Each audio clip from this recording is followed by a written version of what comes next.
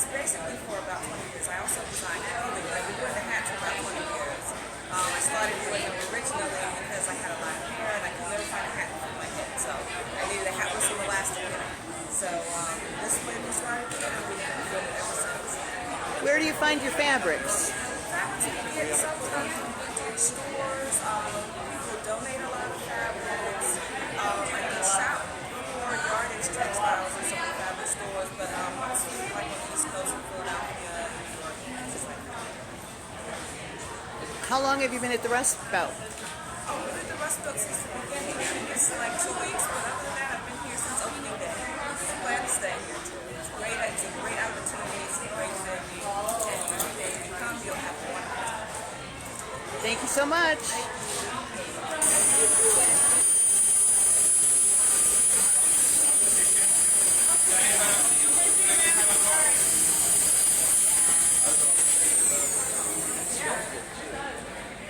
Hi, I'm Jake Keener, founder of Keener Vision Studios. I started doing my art about 6 months ago. I was a news photographer originally, and when that business started to go a little bit downhill, I needed to find a new creative outlet. And I found a home here at the Rust Belt Market.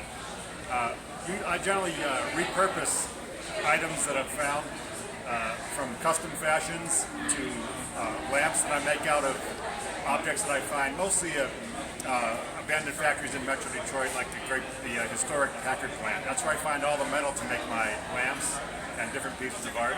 But I do fashions, lamps, custom clocks, a variety of different things. And I've really loved the home that I found here at the Rust Belt Market. I was born and raised here in Ferndale. As a matter of fact, I bought my first bell-bottoms here at this very site in 1971 when it was Federal's department store. It's been a thrill and a real honor to be here working among so many creative people. What were you doing with the shoe earlier? I use a Dremel to carve into shoes. Generally I buy really high quality shoes at Salvation Army. They've got to be nice leather shoes. Vinyl ones just don't work. And I'll do more or less asymmetrical freehand designs in the shoes and then custom paint them with enamel paints so they're all absolutely one of a kind. You have a very eclectic shop. What do you think is the common theme? I think the common theme is that I make things out of something else, or customize existing items. And I do, being kind of an amateur historian, I have a real affinity for using things that someone has already used. For example, the items that are found at abandoned factories. It gives me a good feeling to know that generations ago, some other working man here in Metro Detroit used these very items to make a living, and now, all these years later, I can make them into something completely new, a piece of art.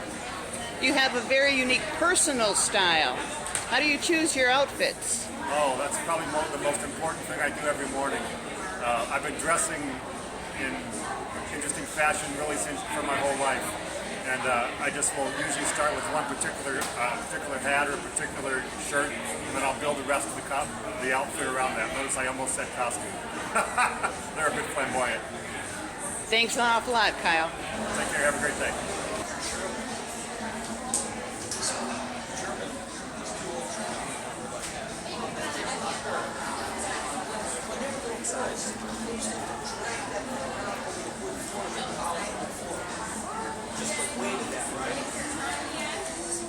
My name is Jennifer, and I'm with Creations, and I do unique crocheted and knitted accessories. One of the pieces that I'm known for specifically is the scarflets.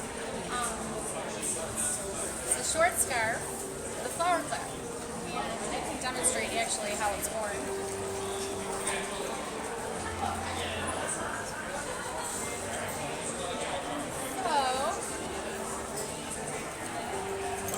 It's great because instead of buttoning it, it has this fun little clip that I designed, so you can wear it a variety of ways. It's great for transitional weather, and a lot of times when you don't want to wear a jacket and you just want a little extra warmth around your neck. Plus, if you're petite, it's great because you don't drown in a long scarf. I love long scarves, but short scarves are fun right now. So they're vintage inspired. I've been collecting buttons all my life. I grew up around a lot of antiques, and I learned how to knit and crochet from my grandmother Lily. My business is actually named after her. I still have her favorite chair and all of her knitting needles and crochet hooks that I use. And I put a little bit of her into all of my pieces. I actually use her favorite stitch in a lot of my scarf hooks and other things that I do.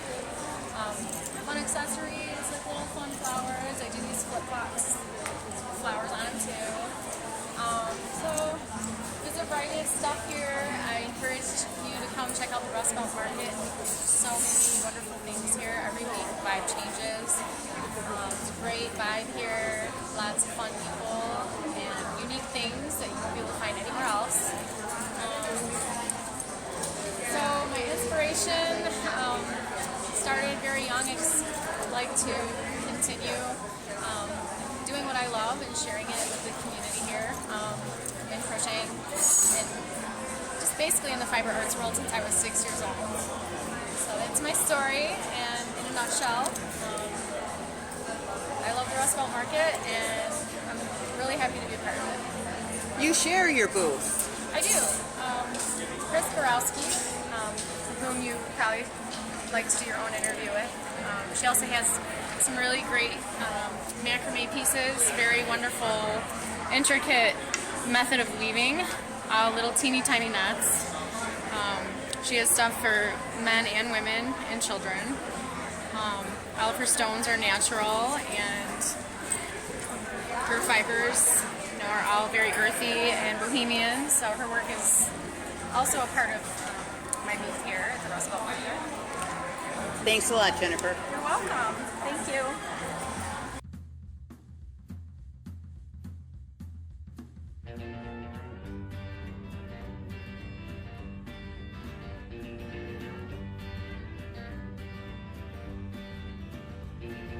If you're feeling low, if you're down on your luck, if you're sick and tired of feeling blue,